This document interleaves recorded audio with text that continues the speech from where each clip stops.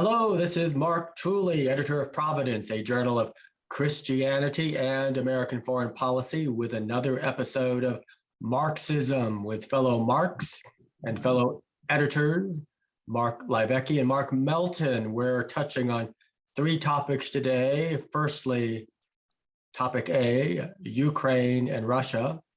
Secondly, a piece touching on this subject by Mark Royce this week on the differences between our Cold War with the old Soviet Union versus China. Thirdly, a new book by Tracy McKenzie of Wheaton College on changing views on the goodness and virtues of the American people. But firstly, the Ukraine. My own thoughts, I've written a piece not yet published, surmising that whatever happens, Ukraine will outlast Putin, and that Russia has the habit of gobbling up more than it can chew and often choking. Afghanistan was an example of recent decades, and America has a moral and strategic obligation to offer its solidarity to Ukraine, short of a direct military confrontation with the Russians, but that moral solidarity, contrary to what steely realist disdain, is in fact significant. And it was important when the Soviets invaded Hungary and Czechoslovakia, or imposed through their proxies martial law in Poland in the 1980s, that our moral solidarity can help keep alive these national spirits of resistance. And in fact, in Poland, that spirit of resistance ultimately led to the overthrow of the Warsaw Pact, the Iron Curtain, and even the Soviet Union itself. So even if Putin does invade Ukraine, it likely will be his own undoing. But we hope and pray that does not happen. And certainly we in the West should give what material we can to the Ukrainians and punish the Russians as much as we can if they do in fact invade. But I know Mark Livecki will have his own profound insight. So what say you, Mark? Yeah, I don't know how profound any of this is going to be, but it pays to, now's as good a time as any to look back and ask why we're in such a conundrum. And there's multiple reasons for it, and it's not just Biden's fault, contrary to what some commentators have said, but Biden hasn't helped. And so I think some of the rhetoric that he's been putting forward, where it seems essentially to be telling Putin precisely what we will or will not do, isn't helpful. His insistence that we will not commit military forces directly probably isn't a surprise. Probably nobody thinks we would, but that's one of those things that maybe you don't say that out loud. Maybe you keep those options on the table. His pointing out that if there is just a minor incursion, that maybe the NATO allies will be disparate in their particular responses. That's not helpful. His comment, I think even his urging U.S. families to leave Kyiv is not helpful. Surprisingly, but I think prudently, most European allies didn't make the suggestion that families of diplomats leave. I'm not sure that most observers think Kyiv is in any real danger if Putin does invade. I strongly suspect that it's only going to be a small incursion to create a land bridge down to the Crimea, something minor like that. But it's just unfortunate. It's frustrating how this has been handled. Germany being dependent on Russia for natural gas seems ultimately unnecessary. Different policies could have been made to prevent those sorts of things. And so it's frustrating to see our hands tied by various decisions that have been unfortunately made. So that's the frustrating piece for me. I think you're right about moral solidarity. I think that goes some distance. But it's sobering to realize that it would be really frustrating to be Ukrainian right now. I think the ultimate takeaways from this is it's certainly not going to be a help for anti-proliferation of nuclear weapons. If I was a Ukrainian, I'd really be wishing we'd kept our nuclear arsenal after the Cold War. We gave them certain guarantees that they would be protected, and those guarantees realistically and prudently are probably not going to be able to be met to the degree that they might hope. But I take it as I'm a little heartened that the Ukrainians seem, at least publicly, less convinced of imminent danger than many of us do in the States. So hopefully, as you said, from our lips to God's ears, Putin's just saber rattling and looking for certain concessions, and this whole thing will blow over without blowing apart. Well, moving on to a related topic, Mark Melton, tell us a little bit about your friend Mark Royce's piece on confrontation with the Soviets versus confrontation with the Chinese. Mhm. Yeah, and I'll have to make these comments brief. I have someone who showed up to do work on the house 20 minutes early, so I'm going to have to hop off here in a second. But to talk about Royce's piece very briefly, so I can let them in. So he's comparing kind of the confrontation, the looming confrontation with China with the confrontation with the Soviet Union starting in 1945.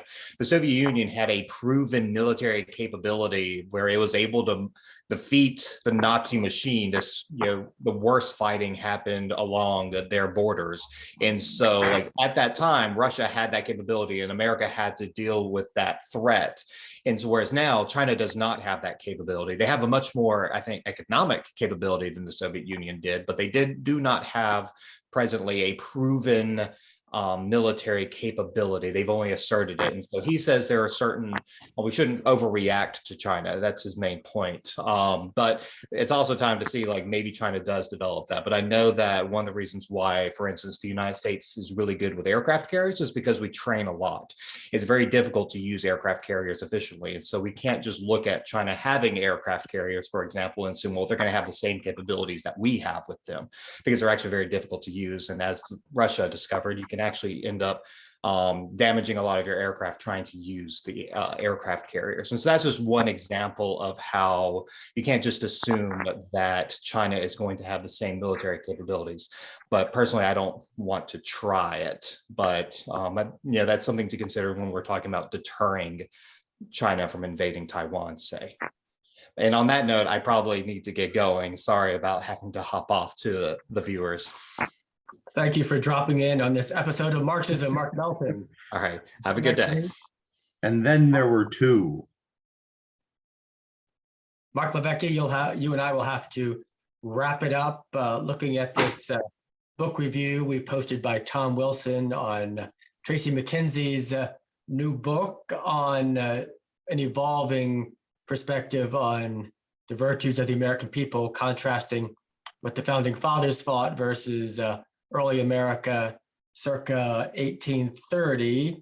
The founding fathers had a more traditional Christian, even Calvinist perspective on human nature and constructed the early republic with that perspective in mind. Early America post the Second Great Awakening had a much more optimistic and robustly confident perspective on the wisdom of the people, and rather odd that the Second Great Awakening would lead them to that place, and that revivalism tended to stress the sinfulness of people. But even Reinhold Niebuhr noted that America's perfectionism in some regards originated in the revivalism of the Second Great Awakening. What are your thoughts?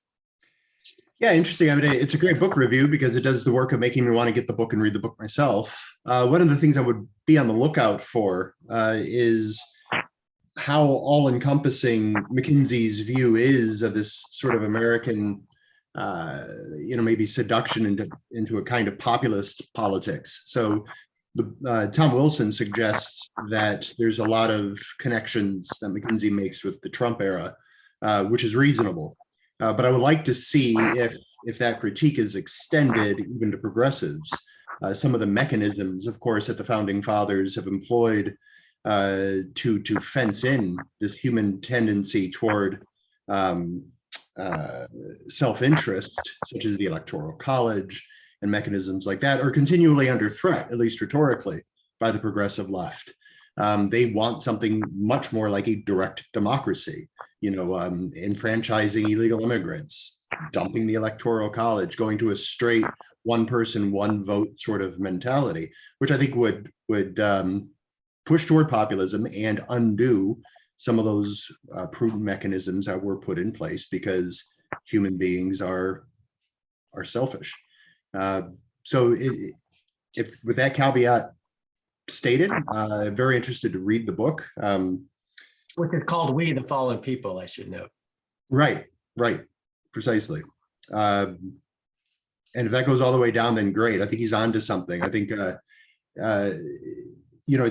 it raises complicated questions. I'm reading a biography of Teddy Roosevelt right now, and some of Teddy's own comments on the enfranchisement of women, and his sort of vacillating and seeming to be opposed to that. And even that would be an interesting course of study. Why did the founding fathers enfranchise certain people over others? Why property holders? What was the thinking beyond that? Is it simply a kind of white patriarchy, or is there something philosophical and even philosophically sound behind that, however distasteful we might find it? Self-interest is one thing, enlightened self-interest is another. You could probably work with enlightened self-interest, but it seems a cursory look at the polls today, there's not a lot of enlightened self-interest. There's just a lot of self-interest. And so how in a representative democracy you account for that is a fascinating question. So the book sounds intriguing. Well, on that note, Mark Levesque, thank you for another episode of Marksism. Until next week, bye-bye.